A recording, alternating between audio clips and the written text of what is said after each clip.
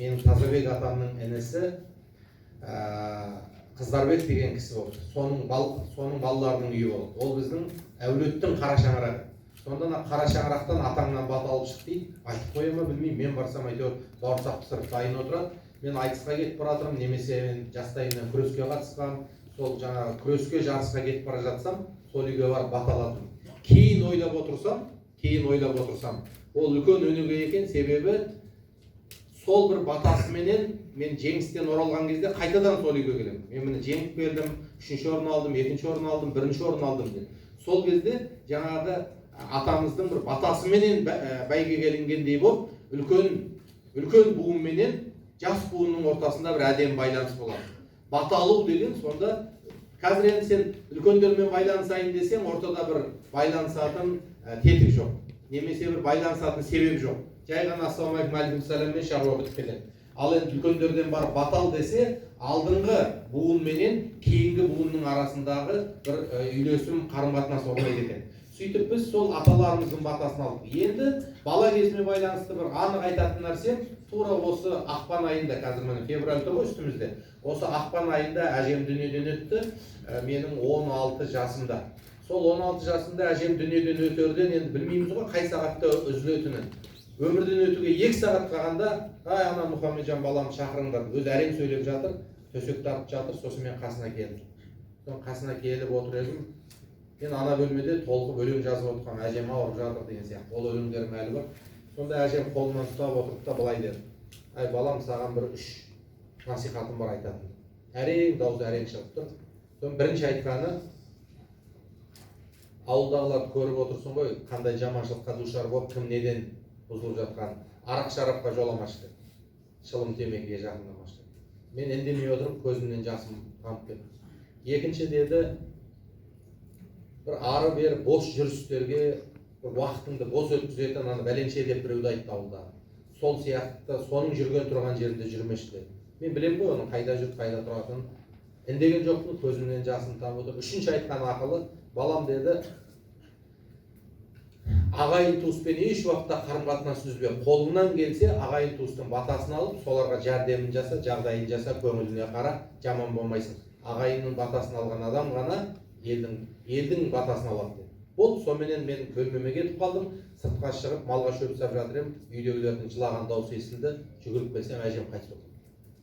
Сонда қайтыс боларынан 2 сағат бұрын айтқан ақылын мен өзіме серт бердім. Мен егер жігіт болсам, азамат болсам, сол әжемнің айтқанын істеймін деп.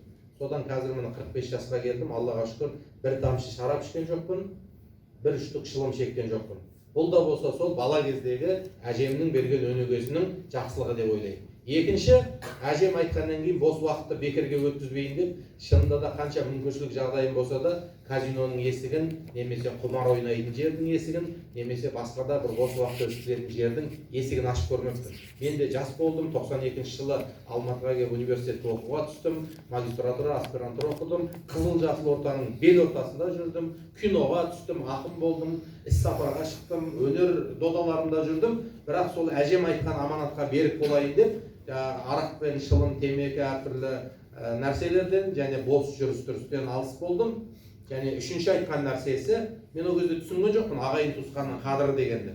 Бірақ енді әкемнің туысқандары бар, шешемнің туысқандары бар, ешқайсысымен қарым-қатынас үзбейтін еді. Бірінші болып сәлем беруге тырыстым, бір жағдай десе соны жүгіріп барып істеп, жақын екен. Шынында да қазір ойлап отырсам, қандай желдер мен қыздар қарап тұр деген кезде еркек адамға ерекше күш кетіп, жаңағы өзінің дұшпанын аяқ астығып жеңетін жағдайлар көп болған. Неге? Себебі қоянды қамыс өлтіреді, еркекті намыс өлтіреді дейді. Еркек адам ол қыздан өзінің бөлек екенін, қыздардан жөні де, жолы да бөлек екенін, киімі де, ғұрпы да, ұстанымы да, күлкісі де бөлек екенін әрдайым сезініп өскенде ғана еркек болады. Неге қазір отбасылардың ажырасуы көп, неге жылап жүрген қыздар көп, неге аборт көбейіп бара жатыр? Себебі адамға адам сенбейтін болады. Біреуге еркек деп сеніп тағдырын тапсырса, ол бірінші поворотта оны алдап лақтырып кетеді. Немесе бір қызға сеніп сөзін айтса, ол келесі бір жігітпенен үй айланбай сөйлесіп кетіп жатады. Сондықтан қыз бен жігіттердің жүрегі ойнамалы болып қалған кезде бір-біріне деген сенім жойылады. Сенім жойылған кезде не болады? Еркек пен қыздың farkı болмай қалады. Бұрын сөзінде тұрмаған жігітке не деп айтатын? Қатынсың ба деп айтатын. Сен не қатынсың ба, сөзіңде тұрмайсың ба? Ол деген сөзінде тұрамай қалса, ол қызға жарасады. Ол қыздың бір еркелігі сияқты болады.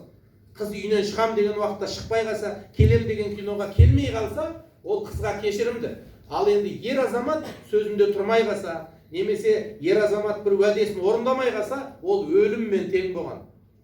Себебі оған, онда оның қыздан farkı жоқ, оның қатыннан farkı жоқ. Онда ол да алдайды. Сонда қандай айырмашылық? Екінші нәрсе, бауырлар, қазір жігіттердің өзі әлсіреп бара жатыр. Түнде көрпесі ашылып қалса, таңертең суық тиіп қалатын, немесе армияға барам десе салмағы жетпей қалатын, немесе басқа бір салмақ салып мынаны істеші десең, қойшы соны деп жаңағы жарты жолдан бұрылып кететін әлсіз балалардың өсіп келе жатқаны бұл қуаныш жағдай емес. Өйткені жігіт мықты болса, ел мықты болады. Ел мықты болса, мемлекет мықты болады. Ел ерге қарайды, ер жерге қарайды деген қазақта тәмсіл сөз бар. Көбінде ел ерге қарайды. Сол кезде ер жерге қараса, онда шаруа оңбайды. Ел ерге қараған кезде, ер елге қараса, елге қарайтын беті болса, онда шаруа да істе бәрі алдыға жылжиды. Мәселен, өздеріңіз қараңыздар.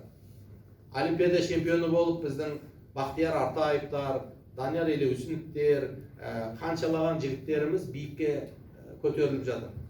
Бұлай қарасаң, онымен бірге біз жарысқа барған жоқпыз, оның қасында тренировкасына қатысқан жоқпыз, бірақ көк туды көтерілгенде сонымен бірге біздің еңсеміз көтерілді. Сонымен бірге біздің бір намысымыз көтерілді.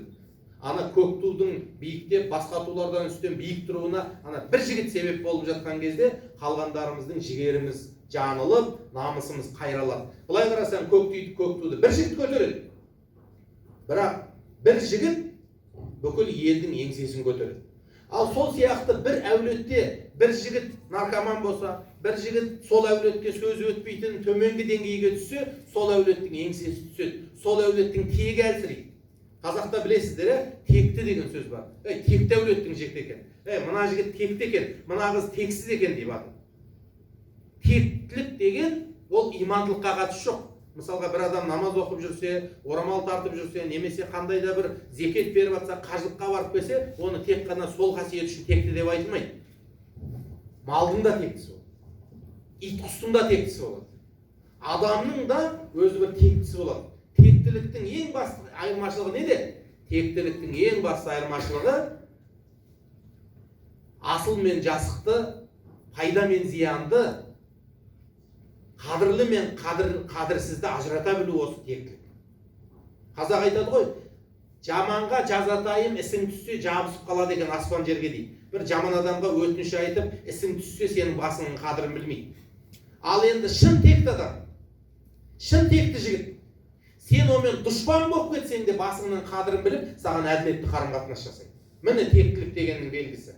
Сол тектіліктің ең үлкен белгісі, бауырлар, елге жаман аты шықпау.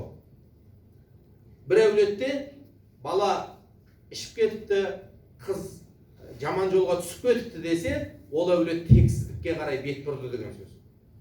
Сондай тағы да бірнеше адамдар шықса, кейін сол әулеттің қызы тұрмысқа шығатын болса, немесе сол әулетпен біреу құда болатын болса, не дейді? Қой қайтесің, бір тексіз жүрген олар. Немесе мына әулеттің қызын алайын деп ек, мына әулетпен құда болайық деп ек, немесе көрші болайық деп ек десе, не дейді? Ой, о тамаша, ол бір текті әулет. Ой, бір кісінің басының қадірін біледі ау. Ой, жақсының қадірін біледі ау. Жақсылықтың қадірін біледі ау. Текті әулет дейді. Сонда осы отырған әр қайсымыз біреуіміз сүрініп кетіп, жаман жолға түсіп кетсек, немесе сүрініп кетіп, әке-шеше, туған туысқанымызға сөз келтіретін болсақ, бүкіл әулетті тексіздікке қарай тартады екенбіз. Немесе біреуіміз біздің жақсы болып, жұрттың қадірін біліп, достың қадірін біліп, бір кәсіптің қадірін біліп, елге пайдалы адам болып шықсақ, әулеттің қадірін көтеріп, текті адам, сол әулетпен бір шіркін, бір аралассақ екен, жекжат болсақ екен, туыс болсақ екен деп, адамдар қызыға бастайды. Сондықтан сіздердің әрқайсыларыңыздың қолдарыңызда тұр, өз әулеттеріңізді тексіздікке апаруға да, немесе текті қылып көтеруге де. Сондықтан сіздерге сондай бір тектілікті тілеймін, себебі ол бекер нәрсе емес. Мысалға, базарға барғанда да парадистей собака деп иттің де тектісін алып жатыр. Қазір жылқының да паспорты бар. Мынау тегі бар жылқы. Міне 7-ші атасы мынау болған, 4-ші атасы мынау болған деп жылқының да паспорты бар. Шешім шығартпаған. Тексіздік деген нәрсенің өзі осындай анау адал некеден басталған. Адал некеде үлкендердің батасын алып, бір-біріменен жақсы қарым-қатынаста болып, өмірлерін бастаған адамдардың өмірінен текті ұрпақ дүниеге келеді. Ал енді қай жігітпен қай жерде жатқанын білмейді, немесе қай қызбен қай бұрышта қосылғанын білмей, қай ауруды қай жерден жұқтырғанын білмей жүретін болса, міне оның тегі әлсірейді. Ертең оның ұрығы әлсірейді, ұрпағы әлсірейді. Сөйтіп ертең дүниеге кеңкелес, нақұрыс, айтқан сөз тыңдамайтын, әке-шешесін ренжітетін, төңірегіне тек қана зиянын тигізетін ұрпақ келсе, кімді кінәлаймыз? Өзімізден басқа кінәлі ешкім жоқ. Сондықтан әулетіміздің де тегін көтеріп, бәленшеевтер дегізетін де сіз бен біз, бәленшеевтер құрсыншы, аулақ атасынан ар деп тексіз қылатында сіз бен біз. Алла баршамызға сондай тектілік нәсіп етсін бауырлар. Осы 30 жылдың ішінде өзеннің ортасына келіп жеттік, енді ары қарай өткіміз келіп тұр. Аяғымызды балқып тістеп жатыр, толқын шайқап жатыр, аяғымыздың астында құм мен тас жылжып жатыр. Сондай бір қиын жағдайда біз тұрмыз қазір осы жерде.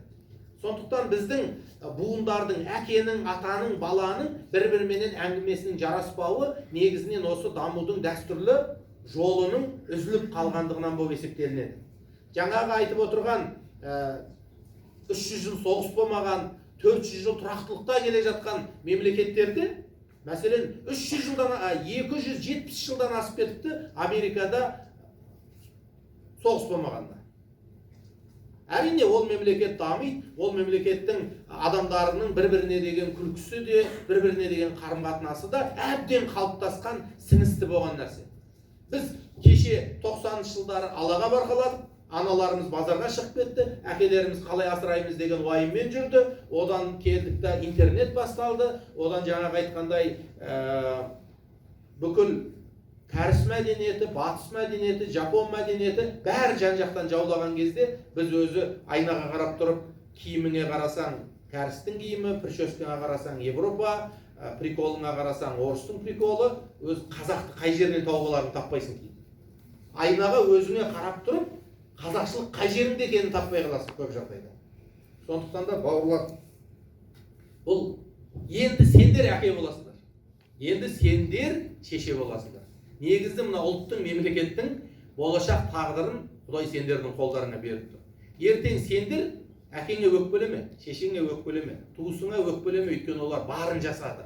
Қолында не бар, сол нәрсемен бөлісті, берді, оқытты, шоқытты. Мына қараңызшы. Шерхан Мұртаза сияқты ағаларымыз айтады.